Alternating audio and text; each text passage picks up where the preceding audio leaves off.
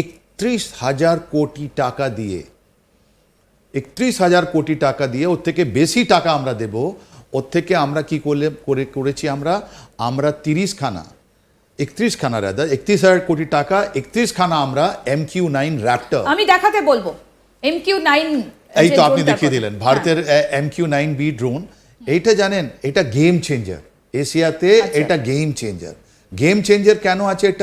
এটা beyond the Horizon. তার মানে এই মিসাইলটা আপনি যেটা আমাদের, এই ড্রোন যেটা আপনি আমাদের দেখাচ্ছেন, এই ড্রোনটা আপনার চলে যাবে বাতাসের স্পেসের বাইরে, আবার ঢুকবে, রাইট, আর ওখানে গিয়ে মারবে। এই MQ-9B ড্রোন অনেকগুলো ভেরিয়েন্ট আছে। এটা আপনার আমেরিকার, যেরকম আপনাকে বললাম আমেরিকান ইসরায়েল এটা সেরা, ওরাই ড্রোন যেটা আছে আপনার ডেভেলপমেন্ট ইন্ডাস্ট্রি আছে, ওরা number 1 in the world.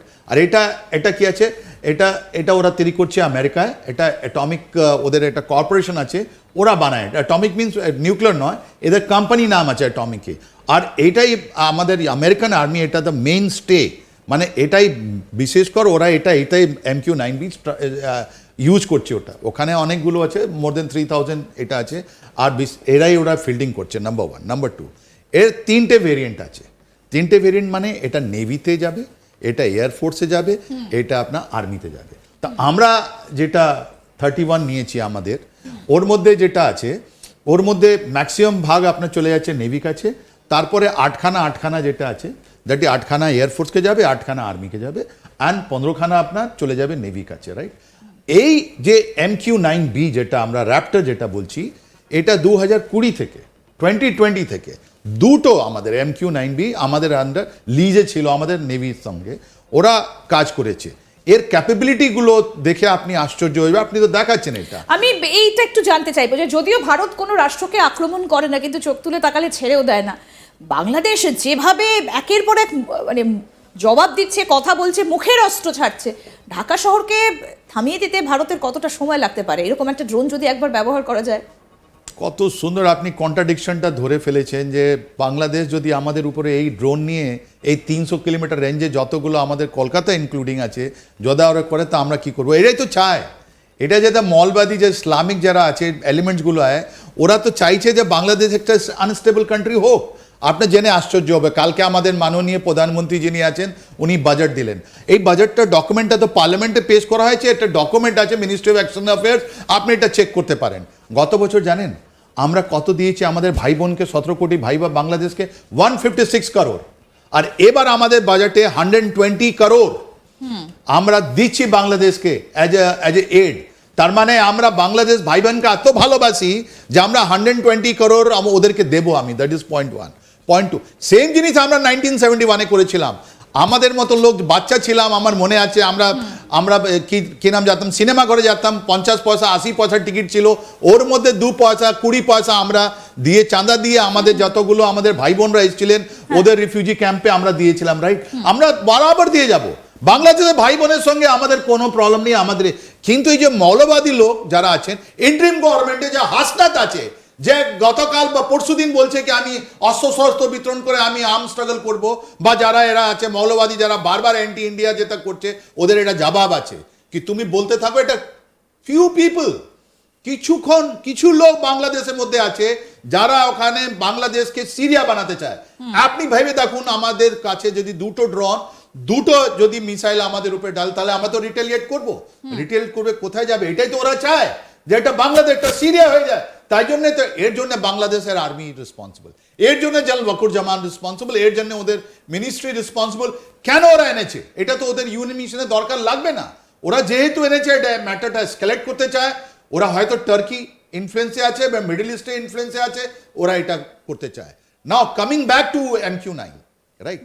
MQ-9 এখন আজকে এটা প্রুভেন ট্র্যাক ক্যাপাবিলিটি আছে। এর প্রুভেন ট্র্যাক মানে এটা আপনার এয়ার কন্টেস্ট যেখানে, তার মানে যেখানে এয়ার ডিফেন্স সিস্টেম আছে, যদি কোনো জিনিস আমাদের সীমানায় আছে তাহলে ওটাকে মেরে দেবে, ফেলে দেবে ওটা, রাইট। ওর মধ্যে এটা কাজ করেছে। এয়ার ডিফেন্স সিস্টেম সারপ্রাইজ করতে পারে, এটা বাতাসে গিয়ে আবার ঢুকতে পারে, রাইট। এটা বিয়ন্ড দ্য হরাইজন এর ক্যাপাবিলিটি আছে, নাম্বার 1। নাম্বার 2, আপনি যদি দেখেন কি এর মধ্যে কি আছে, এর মধ্যে হেলফায়ার মিসাইল আছে, 4টে মিসাইল, প্রত্যেকটা 45 কেজি ওজন আছে। আর হেলফায়ার মিসাইলের মধ্যে ওয়ারহেড হয় না, কতগুলো হেলফেয়ার মধ্যে 8খানা ওদের এই চক্রটা ঘুরবে, আর যেরকম আল জওয়াহিরিকে মারা গেল। আপনাকে জেনে আশ্চর্য হবে, এটা স্টোরিটা আমি আপনাকে বলে দিই। আফগানিস্তানে 22 জুলাই 2022, আফটার 21 ইয়ার্স অফ 9/11, ওরা আল জওয়াহিরির খবরটা পেয়েছিল কি উনি কাবুলে শেরপুর একটা গ্রামে আছেন। এই সেম MQ-9 ইস্তেমাল হয়েছিল। এই MQ-9 গেছিল দুটো, একটা লেজার দিয়েছিল আর একটা এটা হেলফায়ার আপনার নিনজা মিসাইল একে আমরা বলি, যার পরে কোনো নেই, ওয়ারহেড নেই, কোনো নেই, এক্সপ্লোসিভ নেই, ওর ফিনগুলো বেরিয়ে ওকে কেটে দিয়েছে, একদম টুকরো টুকরো করে দিয়েছে এই MQ-9, রাইট? তার মানে একটা নোন বেস থেকে 2000 থেকে বেশি কিলোমিটার গেল, ফেরত এসছে, টার্গেট ডিস্ট্রয় করেছে।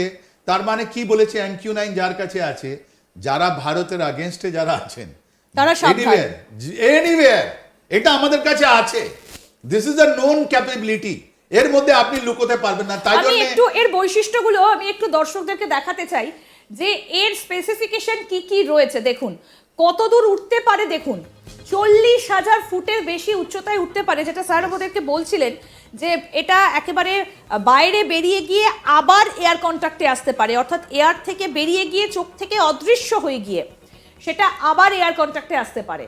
40 ঘন্টা পর্যন্ত উঠতে পারে, মানে প্রায় 1.5 দিনেরও বেশি সময়, 1.5 দিনেরও বেশি সময় একটানা ওড়ার ক্ষমতা রয়েছে এই ড্রোনের।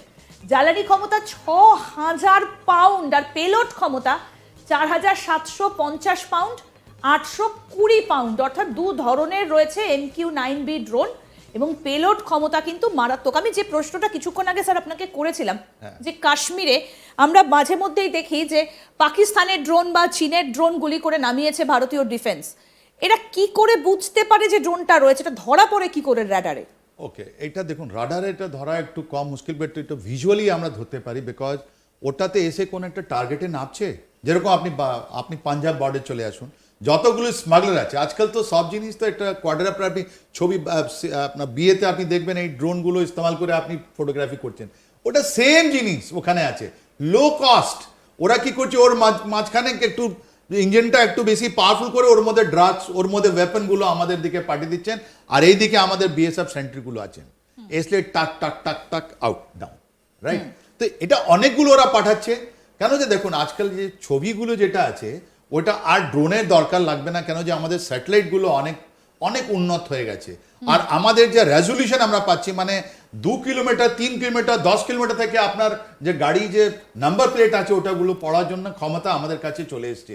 আমাদের যে স্পেস প্রোগ্রাম আছে যেটা এখান থেকেই সম্মিলিত আছে, যার মানে নিহিত আছে, ওর মধ্যে যে আমাদের যে আমরা উন্নত করেছি ওটা অদ্ভুত করেছি আমরা।